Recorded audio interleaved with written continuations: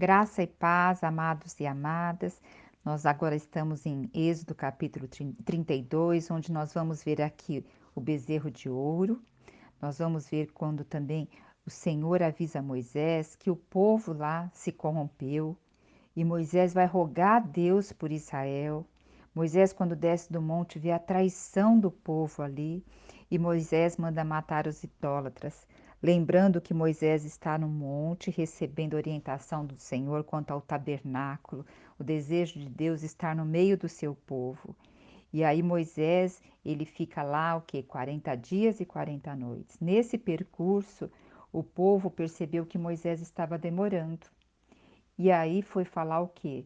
Para Arão, o que aconteceu com esse Moisés? E falou para ele: faz-nos deuses que vão à nossa frente, porque a esse Moisés, a esse homem que nos fez subir da terra do Egito, não sabemos o que aconteceu.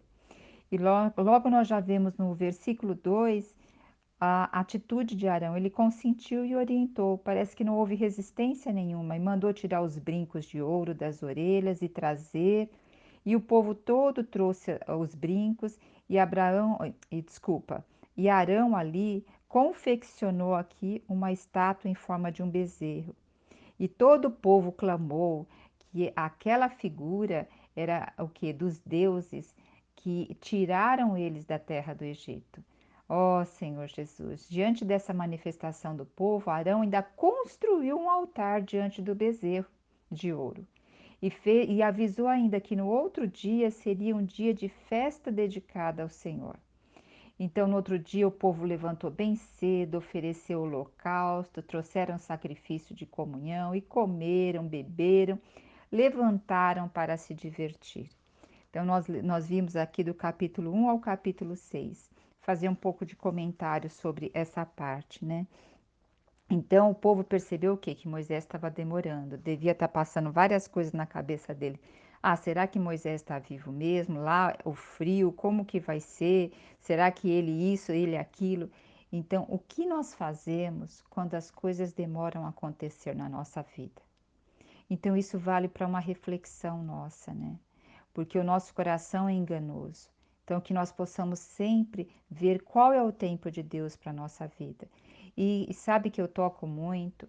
O tempo de Deus é para trabalhar quem nós somos, é para trabalhar o nosso coração, é para trabalhar na nossa identidade. Então, aqui, eles o que? Viram a demora e começaram a fazer as coisas segundo o coração deles, porque eles estavam ainda impregnados com a cultura do Egito. O Egito era um local onde tinha deuses para tudo e para todos. Então aqui eles o que? Pediram que se fizesse um Deus para eles, né? Ó Senhor Jesus, ainda fala aqui um Deus que vá diante deles. Poxa, eles já estavam tendo a nuvem, a coluna de fogo, o maná diário, a água da rocha. Todo o suprimento eles estavam vendo ali de Deus. Eles viram abrir o mar, eles viram também a guerra contra os amalequitas, eles vencerem, sem ser pessoas de guerra. Então, todas essas evidências de Deus, eles não estavam, estavam com os olhos agora vedados, fechados.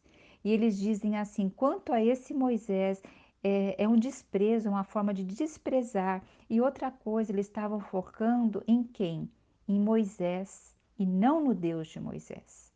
Então, também nós temos uma tendência a olhar para os homens, a olhar para aqueles que estão na direção da igreja, a olhar aqueles que conhecem mais, estão mais tempo andando na presença de Deus.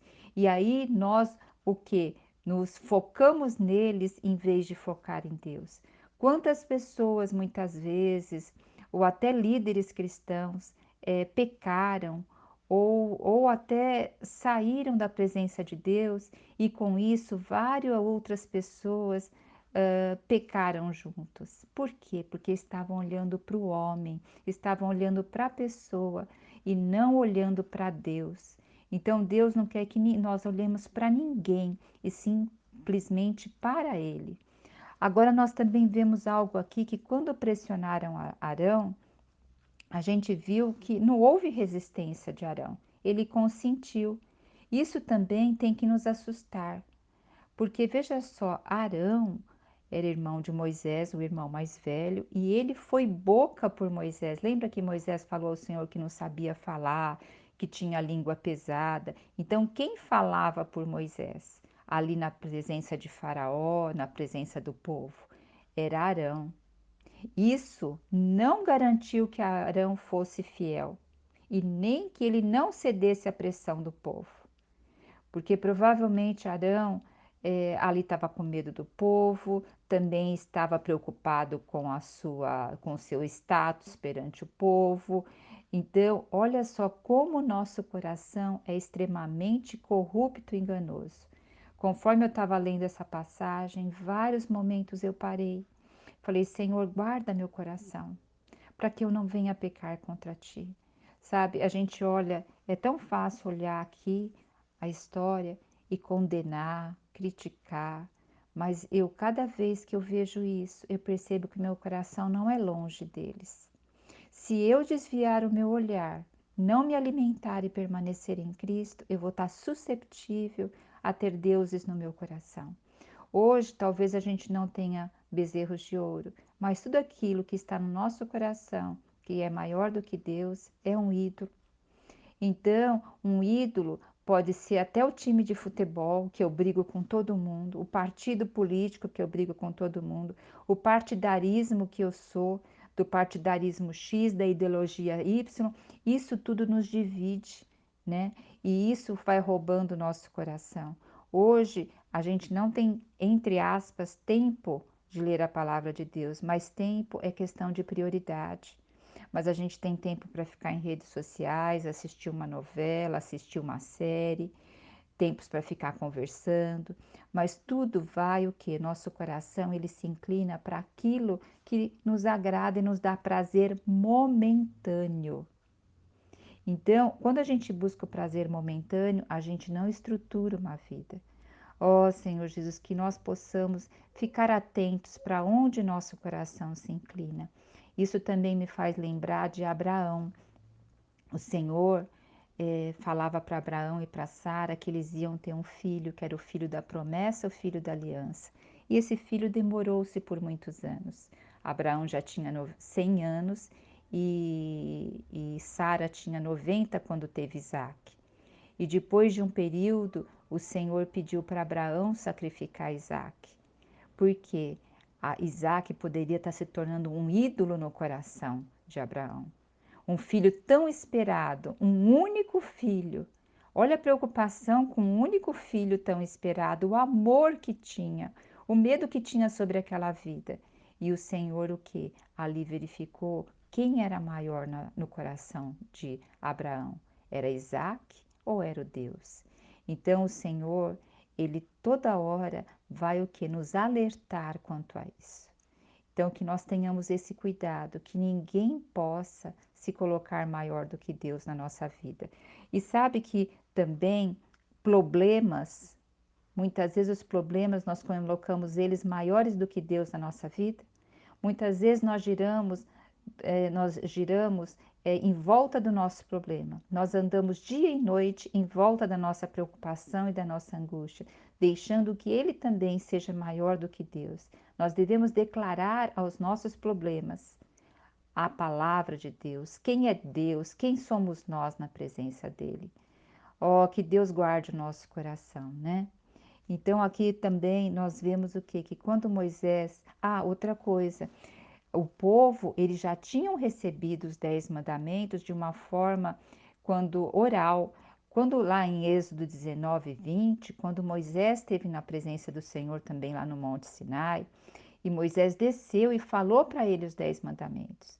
E lá os 4 primeiros mandamentos é voltado que a ter um único só Deus, né? Para não fazerem deuses de imagem nem em cima do céu, nem embaixo da terra. E o povo falou assim: olha, tudo que o Deus falar, nós faremos. Então o povo nem se autoconhecia. Sabe, hoje eu tenho cuidado até nessas palavras. Todo dia eu falo, Senhor, guarda meu coração na fidelidade daquilo que o Senhor tem me mostrado. Porque eu sei que o meu coração é infiel. E como que eu posso, ou como que nós podemos a guardar o nosso coração, desviando das distrações que existem em todos os lugares e o que? Nos arraigando, nos alimentando de Deus. Nós nos tornamos aquilo que amamos, nós nos tornamos aquilo que alimentamos. Se eu começo a amar outras coisas sem ser em primeiro lugar a Deus, esse vai ser o meu amor, esse vai ser meu ídolo, sabe? Hoje nós estamos vivendo esse momento de pandemia, esse momento de dificuldades financeiras, dificuldades de relacionamento. Já havia essas dificuldades, mas elas têm se intensificado. E muitas vezes nós vivemos em função disso, ou para ter um pouco mais de recurso financeiro, ou para apaziguar situações, e esse tem sido muitas vezes o nosso Deus, né? Ó Senhor Jesus. E nós vemos aqui voltando que Arão não procurou apaziguar o povo e nem lembrar o povo dos feitos que Deus havia feito. Pelo contrário, Arão consentiu e ainda orientou o povo para entregar lá os brincos, né? Ó Senhor Jesus, e eu fico pensando, isso aconteceu bem antes dos 40 dias. Porque veja só, quando Moisés desce do monte, já está o bezerro pronto, já está a festa, já está tudo. Então, até Arão receber todos esses objetos, confeccionar esse bezerro, tudo isso foi um tempo, né? E esse bezerro, na cultura antiga, tanto o touro jovem como o boi, o bezerro, né? Ele está associado, essa imagem, à força, à nobreza, à fertilidade, e ele está relacionado a rituais imorais e degradantes.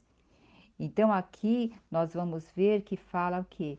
Que o povo levantou-se, comeu e bebeu, levantaram e se divertiram. Essa palavra divertir-se no hebraico é isacha, é uma diversão de imoralidade sexual, igual aqueles cultos ligados aos cultos pagões, aos cultos referente a realmente com festas com sexo, com baixa, com quase sem roupa, né? Então veja que degradação. Ó Senhor Jesus, diante de tudo isso, né?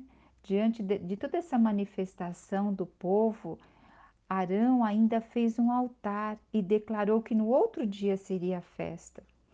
Que Deus guarde o nosso coração. Arão provavelmente viu que o povo estava gostando, tudo, e aí acrescentou mais fermento, acrescentou mais corrupção ao povo, né?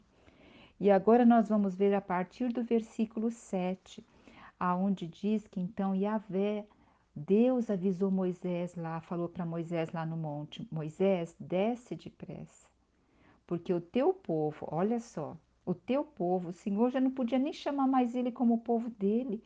O Senhor estava falando que queria um povo, o que é escolhido, um povo separado, um povo santo, mas aqui o Senhor não podia mais falar isso. Falou: o teu povo que ajudaste a subir da terra do Egito perverteu-se, corrompeu-se. Essa palavra corrompeu-se aqui é a mesma usada quando o Senhor vai destruir Sodoma e Gomorra.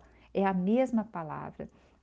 Os israelitas, eles tinham se tornado o oposto da nação santa e separada que Deus pretendia que eles fossem.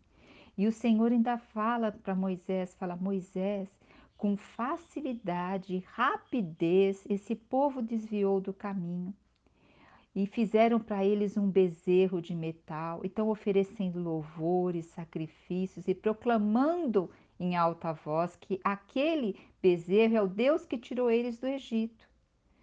Ó Senhor Jesus, imagine, gente, o coração de Deus quanto a isso. Ó Senhor, eu fico imaginando assim, até um paralelo muito precário, mas imagine um noivo prestes a se casar com a noiva e ele sai para reservar a parte lá do local de casamento, do buffet, sai para preparar toda a forma da aliança, para preparar tudo que envolve um casamento. Ele está lá, né, naquele preparo. E enquanto isso, a sua noiva está se corrompendo e se prostituindo com outros homens. Então imagine a dor do coração de Deus, é inigualável. Nosso Deus, ele teve uma dor muito grande aqui. E aí, e vendo tudo os israelitas estavam fazendo, e Deus fala assim: eu observo esse povo, e eis que é um povo de dura cerviz e teimoso. E ele diz aqui no versículo 10, né? Deixa-me para que eu inflame, para que se me inflame contra eles a minha ira, e eu os consuma. Gente, esse versículo, ele é muito assim, tem muitos significados aqui. Olha, a palavra deixa-me está abrindo precedente para o oposto. Quer dizer, pode acontecer o oposto. Então, Moisés, era como se falando, Moisés, deixa que eu faço isso. Então, e que inflame a minha ira, quer dizer, que acenda mais, que aumente mais a minha ira, e assim eu vou consumir eles. E ainda fala assim para Moisés, né? No versículo 10, todavia, mais tarde eu te farei uma grande nação. Então, dizendo assim: olha, Moisés, deixa que eu faço isso com o povo e eu vou levantar você, de você vai sair essa grande nação. E no versículo 11, nós temos aqui Moisés. Moisés o que? Suplicou a Deus e fez o Senhor lembrar que os egípcios iam blasfemar contra Deus, exclamando: foi com intenção maligna que ele os fez sair da terra do Egito para exterminá-los da face da terra. Aí Moisés fala para o Senhor no versículo 12: abranda, pois, o furor da tua santa ira e reconsidera o castigo que pretendias impor ao teu povo. Gente, olha que intimidade. Aí Moisés ainda faz o Senhor lembrar: recorda-te do teu servo Abraão, Isaque e Israel, aos quais juraste por ti mesmo que multiplicaria a vossa descendência como as estrelas do céu, e a terra vos prometi, dá-lhe-eis vossos filhos que hão de possuir para sempre. E aí o que aconteceu? Sucedeu que o Senhor o que se voltou e reviu aquilo que estava no seu coração. Ó Senhor Jesus, Senhor Jesus. Aqui nós vemos o que? A intimidade de Moisés para com Deus. Que intimidade maravilhosa. Ó, isso fez o Senhor mudar de direção ao que queria fazer no povo. Nós vemos a Moisés aqui como o intercessor do povo. Ele se pôs na frente da ira. E ele está representando, sabe quem? Cristo, que é o nosso verdadeiro intercessor perante o Pai. Olha, se não, não teríamos um pingo de chance, por melhor que fôssemos, não teríamos chance se Cristo hoje não fosse nosso advogado e tivesse o sangue derramado por nós. Isso também nos leva a ver como a comunhão com Deus é importante e também a intercessão nossa hoje. Nós hoje, o Senhor fala que nós somos propriedades eleitas dele, um povo escolhido dele, que nós somos reino de sacerdote. Então hoje nós vemos que nós também somos intercessores aqui na terra. Então isso nos leva a ver o poder da oração, o poder da intimidade com Deus, o poder da comunhão com Deus. Veja, Moisés não ficou chorando, intercedendo. Ai, Senhor, não faça isso. Ai, Senhor, por favor, não faça isso. Não, Moisés, ele fez o Senhor lembrar. Fez lembrar e lembrar do que ele já havia feito. Lembrar da promessa junto a Abraão, a Isaac e a Israel. Então, quando nós conversamos com Deus, não, a gente não usa simplesmente as nossas próprias palavras, nossas próprias lamúrias, nossas próprias murmurações. Mas nós, a partir do momento que nós vamos tendo intimidade com Deus, nós vamos conhecendo o coração de Deus por meio da sua palavra, por meio da comunhão. E aí nós pegamos a palavra de Deus e oramos a palavra de Deus. E assim nós vamos conhecendo mais a Deus. Porque Deus nos deixou um legado, gente. O legado é a palavra dele. É isso que nós estamos fazendo aqui, que nós estamos lendo agora, conhecendo o coração de Deus. Nós estamos conhecendo o coração de Deus para ter intimidade com Deus segundo o seu coração e não segundo o nosso coração. Que coisa maravilhosa, né? E aqui, a partir do versículo 15 até o versículo 24, nós vamos ver o que? Moisés, no momento que ele desce do monte. Então, a hora que Moisés desce do monte, ele está o quê? Segurando as duas placas de pedra, né? Com os mandamentos escritos dos dois lados da pedra. Então, ele está descendo com a lei, com a tábua da lei, a tábua da aliança, obras do dedo de Deus, escrita por Deus, gravada nessa pedra. E quem estava ali com ele? Josué. Josué não foi até o monte, mas Josué sempre ficava próximo, ficou ali no ao pé do monte. E quando Moisés vê Josué, Josué fala assim: Olha, tá ouvindo esses barulhos? Vem lá do nosso povo. Há um barulho de guerra no acampamento. Aí Moisés diz assim: Não é canto de vitória nem canto de lamento. Todavia ouço canções. E quando Moisés se aproxima do acampamento, ali no sopé da montanha, imagina essa cena, gente. Ó Senhor Jesus! Ah, então Moisés vê aquela estátua em forma de bezerro e as danças, aquelas danças imorais, aqueles com poucas roupas, embriagados, com imoralidade. E o que que aconteceu? Moisés irou-se profundamente. Porque Moisés, quando Deus estava falando para Moisés, Moisés imaginou uma coisa, mas agora Moisés está vendo o que está acontecendo. E olha como Moisés irou-se profundamente, de tal forma que ele espatifou as pedras no chão, ele jogou a aliança ali, que o Senhor tinha escrito com os dedos dele no chão, de tal forma que ele ficou irado. E ele pegou o bezerro de ouro que havia confeccionado Arão e destruiu no fogo, e triturou até reduzi-lo em pó miúdo. E fez o quê? Eles beberem daquilo. Falando assim: olha, o Deus que vocês construíram agora está dentro de vocês. E sabe o que vai acontecer? Vai sair para lugares escusos de vocês, vai sair por meio das fezes de vocês, por meio da urina de vocês. É isso que o Deus que vocês constroem faz. Eles vão para meios escusos. Ó Senhor Jesus, então Moisés aí foi falar com Arão. Arão, que exigência que esse povo te fez para você fazer tão horrível pecado? Não fala pecado, não, fala tão horrível pecado. E aí Arão responde: ó meu senhor, não te enfureças contra mim, não fica bravo comigo, não. Tu sabes que esse povo é inclinado à prática do mal. E caçoaram de mim, e alegaram para mim, falaram para mim: fazes deuses que vão adiante de nós, porque não sabemos o que aconteceu com esse homem Moisés. Então lhes disse: Quem tiver ouro, traga-me. E eu lancei-o no fogo e saiu o bezerro. Parece que tudo foi tão simples assim, né? Isso, sabe, nos remete, quando a gente vê o Arão falando dessa forma, nos faz lembrar do jardim do Éden, né? Quando eles comeram da árvore do conhecimento do bem e do mal, e o Senhor vai perguntar para Adão. E Adão o quê? Não assume a responsabilidade e coloca ali na mulher. E o que? Ele não assume aquilo que Deus havia falado para ele. Nós vemos aqui também. Arão, ele não assume a responsabilidade. Ele fala que o povo é difícil, que o povo não é fácil.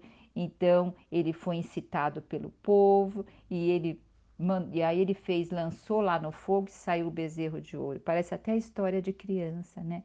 Nós não vemos aqui um coração de arrependimento de Arão. Ó Senhor Jesus, sabe, ninguém gosta de ser confrontado com os seus pecados.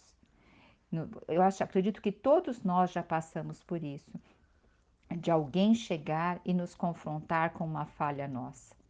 A primeira reação nossa é se esquivar dessa falha, é não assumir a responsabilidade, ficar irritado, falar de outras maneiras, mas o Senhor, ele, olha, o Senhor, ele deseja que nós o que confessemos os nossos pecados, e não é assim, ó Senhor, perdoa os meus pecados. O Senhor quer coisas explícitas. O Senhor quer saber explicitamente de nós aquilo que nós estamos pedindo, perdão dos nossos pecados. Porque é dessa forma que o nosso coração vai ser limpo, conforme a gente perceber os detalhes do nosso coração. É a mesma coisa quando nós vamos pedir desculpa para alguém. Olha, me perdoa por tudo. Tudo o quê? Não há realmente um verdadeiro e genuíno perdão, e porque o perdão ele está inserido em uma outra coisa, é o desejo de não mais fazer e de ser diferente, de fazer uma conversão. É como que eu estou indo em direção a um local e eu faço uma conversão de 180 graus e vou para outro local. Isso é um pedido de arrependimento e um pedido de perdão.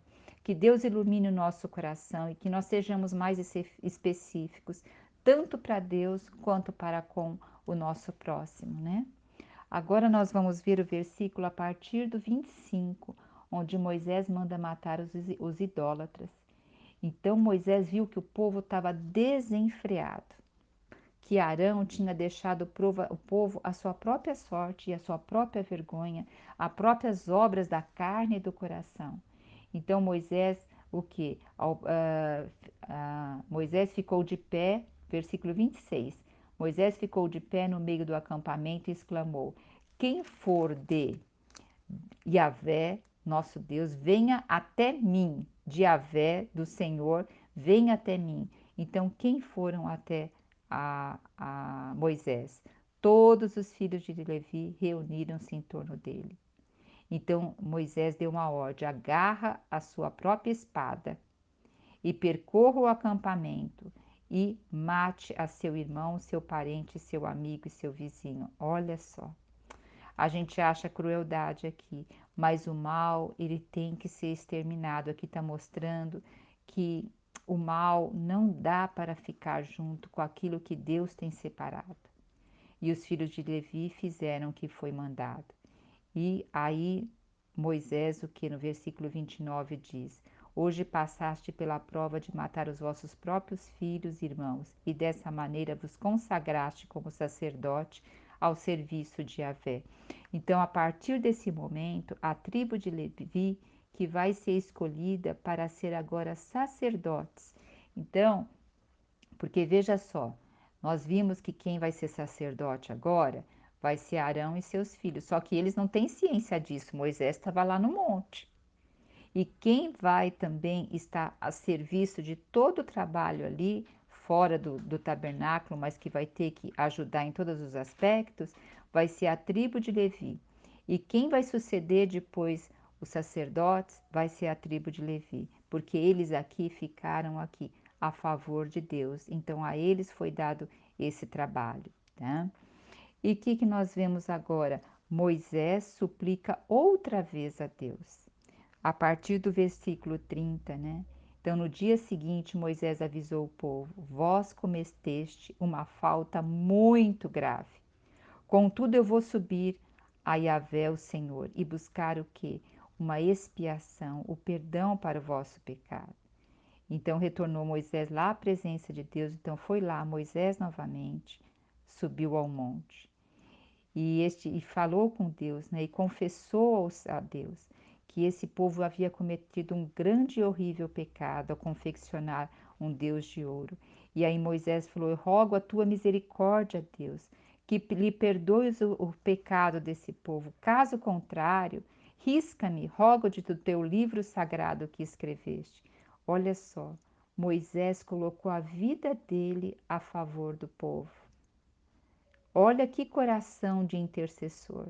Mas Deus nunca poderia aceitar a Moisés. Sabe por quê? Moisés era imperfeito e carnal como todos nós.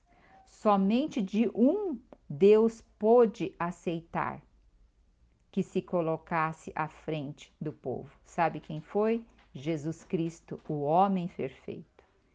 Então, somente ele poderia se colocar na frente e sofrer pelos nossos pecados. E hoje nós temos ele como nosso intercessor eterno. E aqui no versículo 33, o Senhor responde a Moisés e diz: Sim, de fato eu vou riscar do meu livro todo aquele que pecar contra mim. Sabe, amadas e amados, ó Senhor Jesus, nós temos aqui o quê? Que nós temos que ter um coração fora de ídolos, um coração que ame a Deus, porque senão nós não estaremos na presença de Deus para sempre, né? Depois nós vemos aqui, versículo 34, o Senhor falando: Vai, pois, agora e conduze o povo para onde eu te orientei. Eu vou mandar o meu anjo que irá diante de ti. Entretanto, quando chegar no momento de punir o povo, eu os punirei severamente pelos pecados cometidos. E olha o último versículo desse capítulo. Assim, Yahvé, o Senhor, castigou os israelitas com uma doença avassaladora, porquanto exigiram que Arão lhes fizesse um bezerro de ouro a que cultuaram. Então veja só, o Senhor é aquele que nos aceita, tudo, mas nós também colhemos consequências por aquilo que nós fazemos. Então aqui o Senhor o que? Não matou o restante do povo, não riscou eles do livro da vida, mas o Senhor permitiu que viesse uma doença avassaladora, porque muitas vezes nós só vamos dar valor ao que temos quando perdemos o que temos. Então aqui eles iam perder o que? A saúde no aspecto dessa doença avassaladora, para poder olhar para Deus e clamar a Deus. Que essas experiências que o Senhor deixa tão claro na palavra dele, que sirva de alerta para nós. Então eu vejo que a Bíblia, ela não nega os problemas que teve, os erros dos homens. Aqui a gente vê um erro grave de Arão. O Senhor não omite na palavra dele isso, para o que sirva de alerta e orientação a nós, e que mostre também o plano de Deus e a misericórdia dele, que é fiel e permanente. Jesus Cristo é o nosso Senhor. Graça e paz, amadas e amados. Essa é uma palavra adicional, porque assim, nós sabemos que tem muitos detalhes sobre o tabernáculo, a roupa dos sacerdotes, a forma de fazer o holocausto, né? A forma do unguento, da unção. Então, eu também, quando eu lia isso, para mim tudo parecia muito confuso, tantas formas, tantos rituais, as roupas, somente do sacerdote, e também que tinha que matar um animal todos os dias para entrar na presença de Deus. E no tempo que se chama hoje, Deus está dando cada momento mais clareza do que tudo isso significa para nós.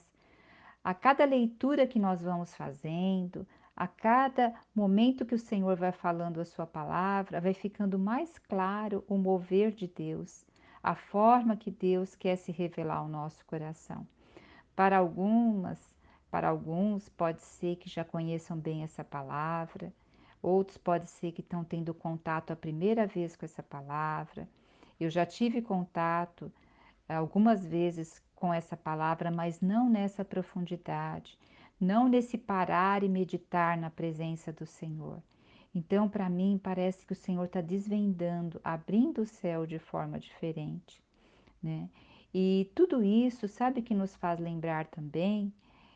Nos faz lembrar o Jardim do Éden. Lá o Senhor estava com o homem, e o homem estava com Deus. Então o Jardim do Éden era o tabernáculo onde Deus podia constantemente estar com o homem, se encontrar com o homem. Mas veja, quando o homem pecou, a primeira coisa que aconteceu foi o quê? Os olhos deles se abriram e eles viram que estavam nus. Ali eles perderam, naquele momento, o olhar singelo da pureza de Cristo. Eles perderam a comunhão com Deus e foi aberto os olhos ali, o que? Do pecado. Então, até então, eles não tinham um olhar para o pecado, um olhar para a cobiça, um olhar para a malícia. E ali eles perderam aquele momento. E para que eles não morressem naquele momento, porque o Senhor foi claro, quem comesse da árvore do conhecimento do bem e do mal morreria. E os olhos deles, na hora que se abriram, já foi o início da morte. Mas que eles não morressem ali imediatamente, o que o Senhor fez? O Senhor matou um animal para poder vestir o homem e a mulher com a pele daquele animal. Então aqui nós temos o que? O primeiro holocausto, a primeira veste que o Senhor coloca no homem para que o homem não fosse exterminado.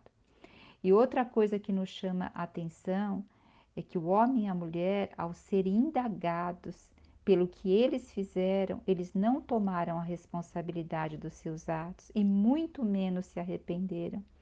E nós vamos ver, né, logo aqui, em breve, amanhã, nós vamos ver a parte aonde o povo não se arrepende Arão não se arrepende por fazer o bezerro de ouro, né?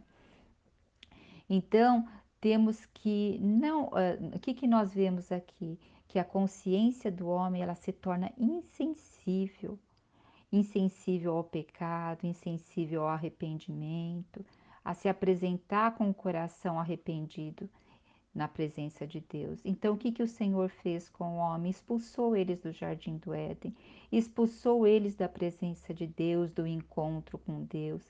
E ali o que? O tabernáculo, que era o jardim do Éden, que era o próprio Deus que vinha encontrar com eles e ter intimidade diária, ali o que? Não existe mais. E o Senhor colocou, quer dizer, existe, mas o Senhor não permitiu mais que o homem estivesse lá. Ele colocou o homem para fora do jardim do Éden. E colocou o que ali no jardim do Éden? Querubins na porta do jardim, na entrada do jardim, para que ninguém mais tivesse acesso a ela. E ainda tinha uma espada flamejante que se movia em todas as direções, evitando que alguém chegasse à árvore da vida. Assim o homem perdeu a presença de Deus. Ele perdeu ali no jardim do Éden a segurança, a intimidade, a comunhão com Deus, a proteção, o sustento. Ele perdeu a sobrevivência. Então ali ele perdeu tudo que o seu corpo precisava, que sua alma precisava e que seu espírito precisava. Ó Senhor Jesus, mas veja só, o Senhor, ele sempre ansiou pela presença de nós a ele. Mas ele não podia mais ter nós para com ele. Sabe por quê? Deus é santo e glorioso. Ele é perfeito. Imagine o sol. Imagine o sol. Nós não podemos nem chegar perto do sol por causa do seu esplendor, do seu brilho, da sua luz, da sua grandiosidade e do seu calor. Se a gente tentar chegar perto do sol, não que o sol seja má, mas o mal, mas o sol tem uma natureza que não permite que nós chegamos perto dele, porque nós vamos morrer. Assim é nosso Deus. Deus tem uma natureza perfeito, santo. E se mesmo nós quiséssemos chegar na presença de Deus, não tem como, porque a natureza dele nos iria matar. Nós somos o imperfeito e Deus é o perfeito. Assim Deus escolheu, em todo esse tumulto todo, Deus escolheu um povo para o quê? Lá quando ele fez a promessa a Abraão, para vir o povo de Israel. Então, agora nós temos que Deus entre os homens, por meio, Deus quer estar entre os homens por meio do tabernáculo. Então, por isso que esse rigor a falar detalhes e detalhes do tabernáculo, a falar detalhes e detalhes dos utensílios, da roupa do sacerdote, da morte dos animais inocentes, que o homem se identificaria com ele, porque só assim Deus poderia novamente estar com o povo. Mas tudo isso é sombra do que Deus realmente queria fazer, de mandar Jesus, o Emanuel, para nós. E hoje nós temos quem? Jesus. Hoje, olha que maravilhoso, nós estamos na era da graça. Graça é um favor imerecido, graça é Cristo dado a nós. Então, o desejo de Deus estar com o seu povo, igual no jardim do Éden, o Senhor mandou Jesus, o Emanuel, em figura de um homem perfeito. E esse homem perfeito, ele morreu por nós. Oh, então você vê que tudo isso que nós estamos vendo aqui em Êxodo aponta o que? Para Cristo. É a figura do perfeito sumo sacerdote e da oferta. Jesus, ele é o ofertante e a oferta por nós. Que coisa maravilhosa!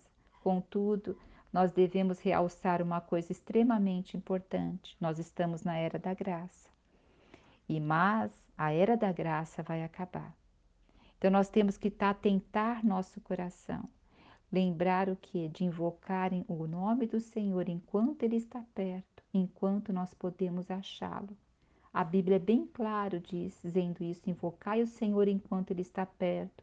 Buscai-o enquanto se pode achar, porque uma hora essa porta também vai ser fechada. Um dia Deus irá se apresentar somente como fogo consumidor, e aqueles que não quiseram buscar Cristo nessa época, eles estarão vedados de buscar. Lembra das 10 virgens? 5 eram prudentes e 5 eram nécias.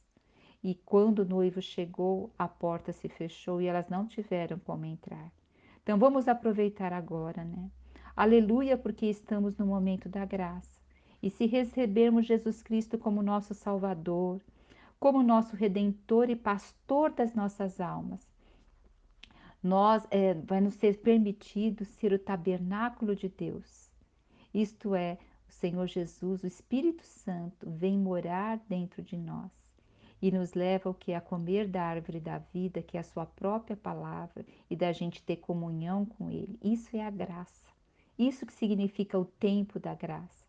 Dessa forma, nós nos alimentando dele, ele vai se expandindo em nosso interior e ele vai fazendo o quê? Mudando o nosso caráter, nossa identidade, mudando a nossa referência de alegria, nossa referência de paz, vai mudando nosso DNA, vai mudando nossas emoções, nossos comportamentos.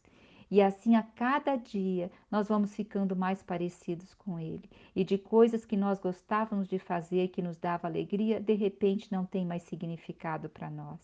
A nossa alegria está acima do sofrimento e da dificuldade. A nossa paz, ela se torna aquela paz assim, somente que vem de Deus, porque como poder ter paz muitas vezes no meio de grande tribulação? Porque nós vamos sendo moldados à imagem de Cristo, à mente de Cristo, e essa paz que excede todo entendimento, ela começa a permear a nossa vida. E em 2 Coríntios 13, 18 nos diz assim: e todos nós, o Senhor não faz acepção de pessoas, com o rosto desvendado, é aí que está, com o rosto desvendado, com o rosto desvendado das coisas que estão cobrindo hoje a nossa vida de olhar para Deus, né? Contemplando como por espelho, então contemplar ao Senhor como se fosse um espelho, e nós vamos sendo transformados o quê? De glória em glória. Então, nós não somos transformados de sofrimento em sofrimento. Se nós vermos que dentro do sofrimento existe a misericórdia, o amor e a paz de Deus. Existe o que? Um transformar do nosso coração. Por isso que nós somos transformados. É de glória em glória. Sabe no que?